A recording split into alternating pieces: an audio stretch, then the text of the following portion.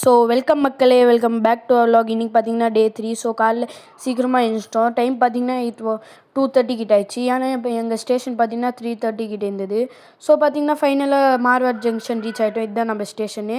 Pickup பார்த்தீங்கன்னா மாமா தாத்தாலாம் வந்திருந்தாங்க. ஸோ காரில் உட்காந்து நம்ம டேரெக்டாக வீட்டுக்கு வந்துட்டோம். வீட்டுக்கு வந்தோடனே மாமா லக்கேஜ்லாம் இறக்கி விட்டு நம்ம டேரெக்டாக ஃப்ரெஷ் ஆகிட்டு வந்துட்டோம். ஃப்ரெஷ் ஆகணுன்னே மாமி பார்த்தீங்கன்னா சூடாக டீ, அதுக்கப்புறம் பிரேக்ஃபாஸ்ட்லாம் போட்டாங்க. அதுக்கப்புறம் மேலே போய் பாட்டியோட farm house, little farm house பார்த்தேன். மஜாவாக இருந்தது. அதுக்கப்புறம் பார்த்தீங்கன்னா மாமா வந்து இந்த எக்ஸசைஸ் மிஷின் ஃபிட் பண்ணியிருந்தாங்க.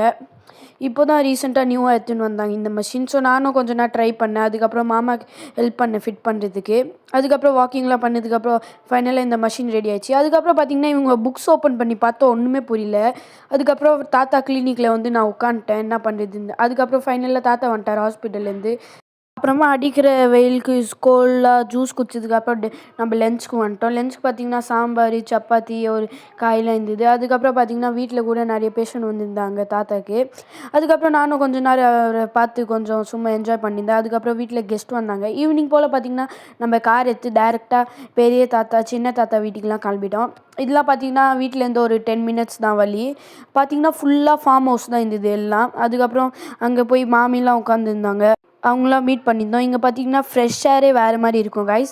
அதுக்கப்புறம் பார்த்தீங்கன்னா லெமன் பிளான்ட் எல்லாம் இருந்தது. கொஞ்சம் லெமனில் எடுத்ததுக்கப்புறம் இங்கே ஃப்ரெஷ்ஷாக ஃப்ளவர்லாம் இருந்தது. அதுக்கப்புறம் பார்த்தீங்கன்னா மாமி வந்து ஈவினிங் வீட்டுக்கு தேவையான புதினாலாம் எடுத்துருந்தாங்க ஃப்ரெஷ்ஷாக.